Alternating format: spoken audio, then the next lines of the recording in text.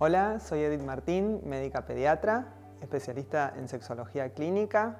Acompaño a niñeces y adolescencias trans y sus familias, también adultos. Coordino una guardia de pediatría. Armé un grupo de atención a personas trans en la obra social, que bueno, con la pandemia se discontinuó, esperemos que vuelva. Y soy lesbiana, aliada del colectivo trans, madre de Miguel, con mi pareja Carla, y vengo a contarles mi historia.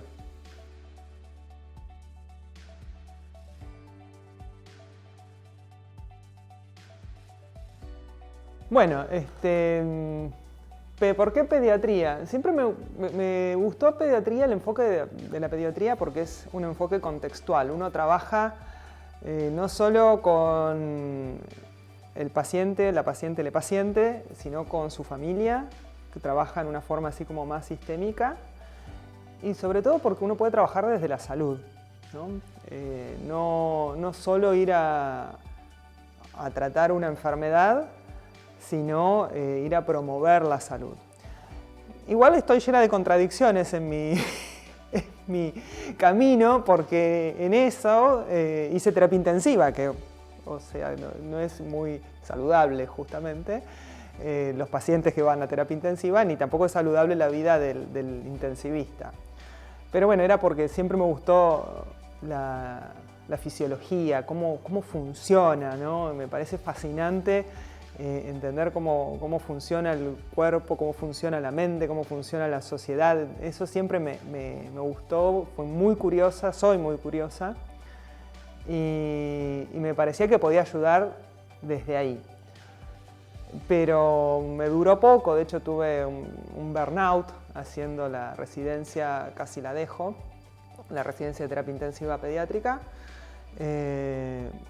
La terminé, tuve la verdad que un buen consejo de parte de la jefa de ese momento, que me dijo, bueno, mira, es una herramienta de trabajo, ¿no?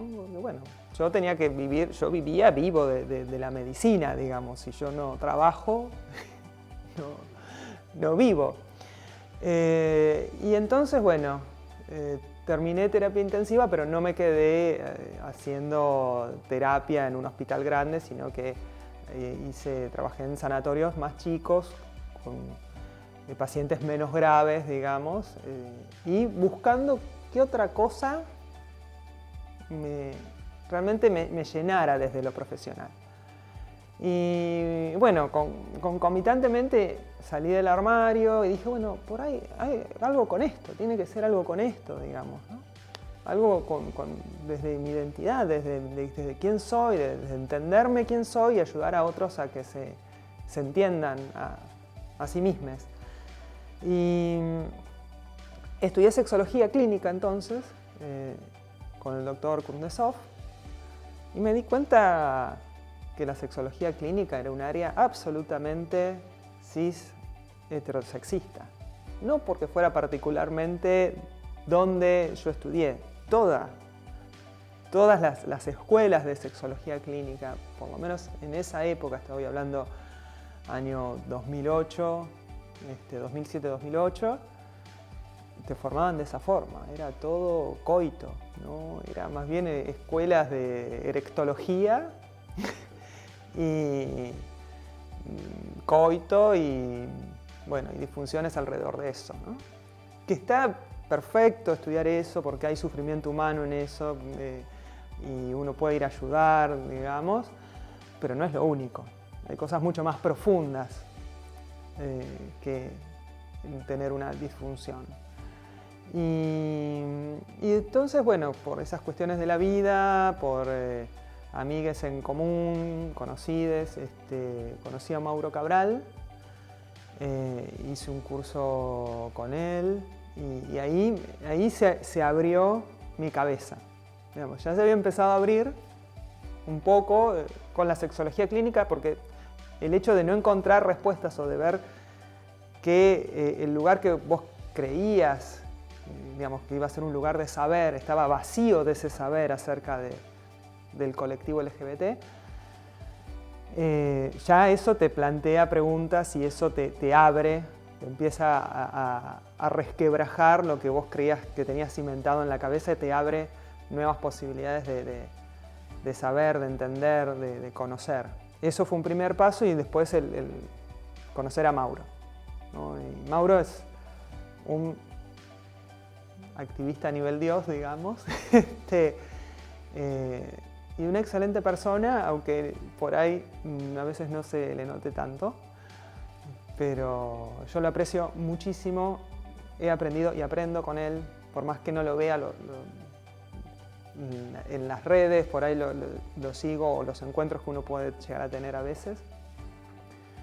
Y la verdad que me abrió la cabeza y empezó mi camino de tratar de cambiar desde dentro a la medicina, y en el sentido de que poder ver, o que los médicos puedan ver que hay otra realidad más allá de los cuerpos, ¿no? Que los cuerpos tienen género, que los cuerpos tienen deseos, y que uno como médico tiene que también poner a ese cuerpo en todas sus dimensiones y ponerlo en contexto.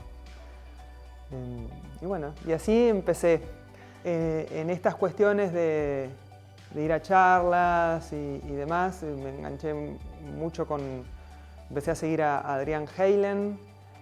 Le insistí para concurrir al grupo de atención a personas trans del Durán. Y era la única pediatra, digamos, los que concurrían ahí eran básicamente psicólogos, y yo era la única de la pediatría, ¿no? Y todavía no había empezado a ver pacientes pediátricos, pero yo pensaba, a ver, si hay... Yo esto, digamos, de sentirme atraída por chicas me pasa de chicas, ¿no? Las personas trans no vinieron en un platillo volador siendo adultos, sino que fueron niñes y después adolescentes y están ahí tapadas, invisibilizadas, pero existen, digamos. La inmensa mayoría de las personas trans son trans desde la infancia. Entonces, ¿cómo les acompañamos nosotros desde la pediatría? ¿No? Primero me tenía que formar yo para poder transmitir esto y empezar a cambiar desde adentro la pediatría, aunque sea una pediatría inclusiva. Acá la atención de la salud trans es una atención que depende mucho de la voluntad de quien quiera o quien pueda ayudar, ¿no? Estoy hablando de el GAPET, por ejemplo, el Grupo de Atención a Personas Trans. Es maravilloso, tiene un enfoque maravilloso, pero no tiene financiamiento. Las médicas que están ahí, médicas, psicólogos, van gratis. No tienen financiamiento. Entonces, eso es una deuda, ¿no? Enorme, porque tenemos una legislación bárbara, pero las legislaciones necesitan presupuesto. Y no hay. Y bueno, yo como sostén principal de mi familia tengo que trabajar para vivir y lo que trabajo es la guardia. Y en la guardia pasan cosas, porque les chiques van a la guardia como cualquier otro, ¿no? Y entonces lo que pasa, lo que sucede lo que yo llamo el shock cognitivo, que en realidad es una palabra acuñada por Mauro Cabral, se la robo, porque me gusta y me parece que es bastante descriptiva, que cuando aparece un chique trans en la guardia con cualquier patología de guardia, un dolor abdominal o lo que sea, hacen como agua. Los pediatras no saben bien cómo actuar, ¿no? con ese dolor abdominal. Bueno, uno tiene que pensar en los órganos que tiene esa persona, no en el género en ese momento. En ese momento están en la guardia porque les duele la panza. Entonces, bueno, hay que ir a pensar qué órganos tiene ese abdomen e ir a pesquisar las posibles patologías, ¿no? Y eso cuesta, ¿no? Estamos tan acostumbrados a ver a nuestros pacientes en rosa y Celeste, que cuando aparece alguien que no entra en un casillero, se nos cae, no podemos pensar la cosa más básica y más orgánica y tangible que es un dolor abdominal, ¿no? Y que lo vemos 10 veces por día. Es el shock cognitivo por no estar acostumbrados a la diversidad. Entonces, mi trabajo es eso, es en la guardia, con la gente que está en ese momento, bueno, ir charlando, este paciente sí es, en este caso, un varón trans, tiene sus órganos nativos porque no se operan antes de la adultez, entonces va a tener útero, va a tener ovario, y puede tener alguna cuestión relacionada a eso, o tiene apéndice, entonces también puede tener una apendicitis, en este caso puntual, y empezar a sacar esa extrañeza que a veces hay con respecto, sobre todo al colectivo trans, ¿no? El colectivo gay o, digamos, lésbico, pansexual, ahora, sobre todo en ámbitos urbanos acá en Buenos Aires, la verdad que ya está mucho más naturalizado, ¿no? Todos los adolescentes exploran. Acá estoy hablando en Capital, ¿no? Por ahí nos corremos un poquito y ya es distinto, pero todos los adolescentes exploran y nadie, digamos, no resulta extraño, no resulta extraño, pero sí las personas trans todavía causan ese shock cognitivo y no saben cómo operar. Entonces, mi trabajito es así, un trabajito de hormiga de todos los días, de charlar, cuando tenemos un tiempito, bueno, de lo que le pasa, de lo que puede llegar a vivir una persona trans y bueno, y ir acompañando a los pediatras y a los pacientes, ¿no? La inmensa mayoría de quienes hacemos pediatría, por no decir la totalidad, somos cis. Y que la mayoría también son heterosexuales, entonces es muy difícil por ahí entender lo que le pasa a un niño o a un adolescente de la diversidad, ¿no?